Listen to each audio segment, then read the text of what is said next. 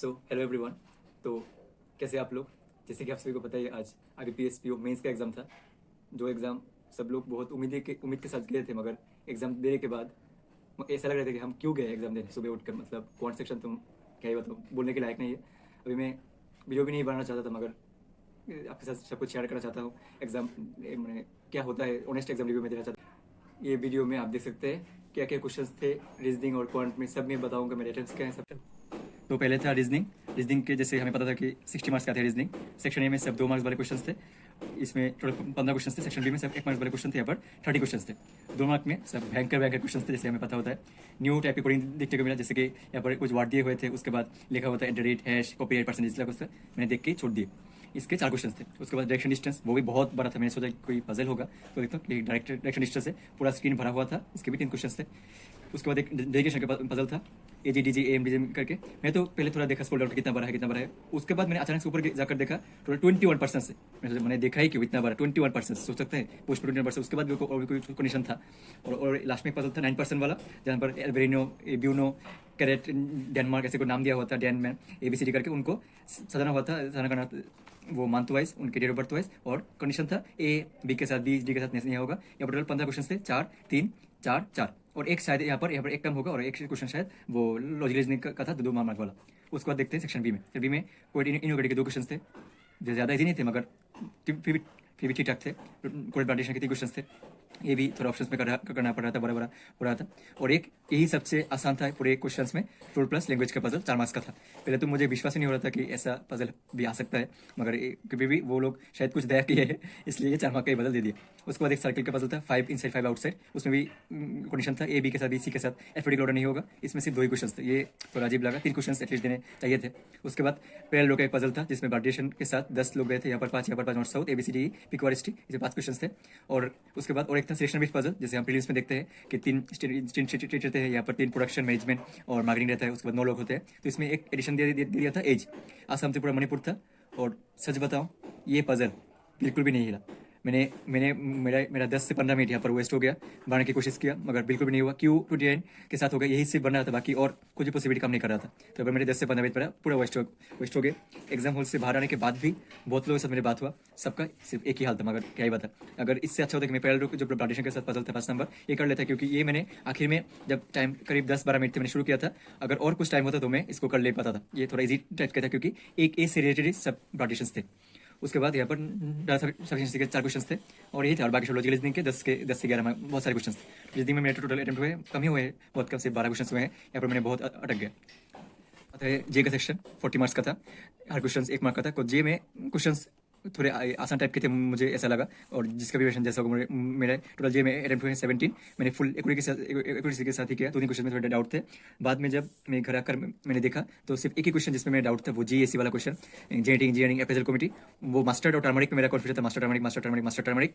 तो मैंने आखिर में टर्मरिक दे दिया, मगर इसका आंसर मास्टर होने वाला था। तो जे के सारे 40 क्वेश्चन मैं आप लोगों को दे दूंगा। वो शंघाई कोऑपरेशन ऑर्गेनाइजेशन का टूरिस्ट स्पॉट कौन सा है, वाराणसी। उसके बाद दोनीपोल एयरपोर्ट कहाँ पर हुआ, वो Arunachal Pradesh, national logistics policy, और वो भी, और वर्ल्ड स्पाइस वो मुंबई में। और बहुत सारे क्वेश्चन मैं वो आप लोगों को दे दूंगा, सारे 40 क्वेश्चन। उसके बाद आते हैं इंग्लिश में। इंग्लिश के 40 क्वेश्चन थे, 40 मार्क्स के थे। सेक्शन ए में 5 क्वेश्चन थे। इन्फ्रेंस के 4 क्वेश्चन, पेज के 1 क्वेश्चन। ये एक बड़ा पेज दिया हुआ था, ज़्यादा बड़ा नहीं, और 4-5 ऑप्शन थे। ये थोड़ा ट्रिकी टाइप का था। और इन्फ्रेंस के क्वेश्चन भी 3-4 लाइन दिया हुआ था। और उसके बाद 5 ऑप्शन थे, उसमें से कौन सा ये सेम मीनिंग का है। ये भी थोड़ा टाइम टेकिंग था। 2 मार्क्स का थे ये 5 क्वेश्चन, 10 मार्क। और बाकी सब 30 क्वेश्चन, 30 क्वेश्चन यहाँ पर से सब 1 मार्क के थे। एक था सेंटेंस अरेंजमेंट, इसके शायद 2-3 क्वेश्चन होंगे। जैसे प्रीलिम्स में आता है, हम ABCD और EFG को हम ऐसे करते हैं सेंटेंस अरेंजमेंट। वहाँ पर 2 ऐसे दिए हुए थे, 1 में ABCD था, 2 में EFG था। इसको भी आपको सजाना था, इसको भी सजाना था। उसके बाद आपको आंसर मार्क करना था, ऑप्शन 1 ऑप्शन 2 ऐसे थे। उसके बाद फिल इन द ब्लैंक्स के 4 या 5 क्वेश्चन थे, वो भी कॉलम बेस्ड थे। यहाँ पर एक फिल इन द ब्लैंक्स, यहाँ पर एक, यहाँ पर एक, और यहाँ पर इनके आंसर दिए हुए थे ABCDEF। तो आपको फिल करना था AEDFBC ऐसे करके। इसके 4-5 क्वेश्चन थे। ये थोड़े इजी टाइप के थे, इससे ज़्यादा वोकेब कुछ नहीं था। पूरे क्वेश्चन में वोकेब का रीडिंग बेस बेसी था, वो वोकेब ज़्यादा नहीं था। उसके बाद एक था, जैसे हम प्रीलिम्स में आता है ना, व्हाट्सएप ABCD AEBD, व्हाट्सएप के साथ और fill in the blanks match कर दिया। जैसे यहाँ पर एक डैश बोला था, he goes to that house, और उसको हम मैच करना था। उसके बाद फिल इन द ब्लैंक्स भी भरना था इसमें। उसके बाद 2 पेजेस थे, पेज 1 उसमें और पेज 2। पेज 1 में ABCD, पेज 2 में DEF ऐसा था। तो पेज 2 में DEF जो था, उनको हमें मैच करना था शायद, और पेज 1 में हमको क्लोज के अलावा वहाँ पर नीचे 7-8 ऑप्शन दिए हुए थे, वो कौन सा फिल करेगा, option 1 and 2, option 3 and 4, 5 and 6, जो उन गैप को फिल कर सकते हैं। ऐसे 7 ऑप्शन दिए थे, इसके ABCDE 4 या 5 क्वेश्चन थे। ये थोड़े इजी टाइप के थे, ज़्यादा इजी नहीं थे, 1-2 इजी थे। उसके बाद एक पेज था इन्फ्लेशन के ऊपर, 5 क्वेश्चन थे, ये मैंने छोड़ा। ये इसके वर्डिंग्स थोड़े मुझे अच्छे नहीं लग रहे थे, और कोई भी डायरेक्ट क्वेश्चन नहीं थे, सभी इन्फ्लुएंस बेस्ड थे। और एक पेज था 6 मार्क का जापान के बेस्ड, वो ज़्यादा बड़ा नहीं था, अगर कोई आसानी से कर लेगा टाइम देकर तो उसका भी हो जाएगा।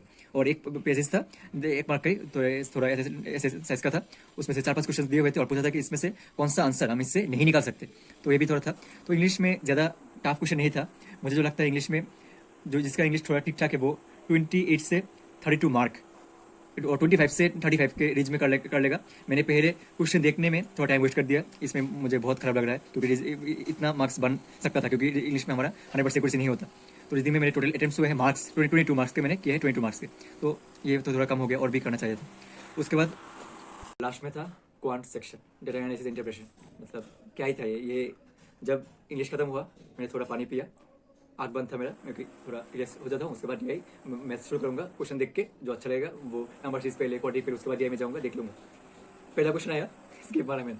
सेकंड क्वेश्चन आया, स्किप मारा मैंने। थर्ड, फोर्थ, फिफ्थ, सिक्स, मेरे को भाई वो कह रहा है ये क्या कोई मजाक हो रहा है क्या? सब क्वेश्चन में स्किप कर रहा हूँ, और सब में DI तो था, जैसे बोर्ड स्ट्रीम पे DI हुआ, टाइम स्पीड का DI हो गया, क्वेश्चन बेस था, ग्राफ बेस्ड बहुत ही कम, ग्राफ बेस्ड बिल्कुल भी नहीं था। एक वो क्या होता है सेक बेस को का DI था, टेबल बेस, उसमें भी x + y, 1620 + x, 1620 + y, मतलब यही सब हो रहा था। नंबर बेस्ड नहीं था, सब वेरिएबल बेस्ड थे कि अगर इतने टाइम बजे वो यहाँ से निकला, वहाँ पर जाके पहुंचा, उसके बाद वहाँ से जब पहुंचा, उसके बाद x y क्वेश्चन भी वेरिएबल, मतलब वेरिएबल, इतना वेरिएबल कहाँ से आता है भाई?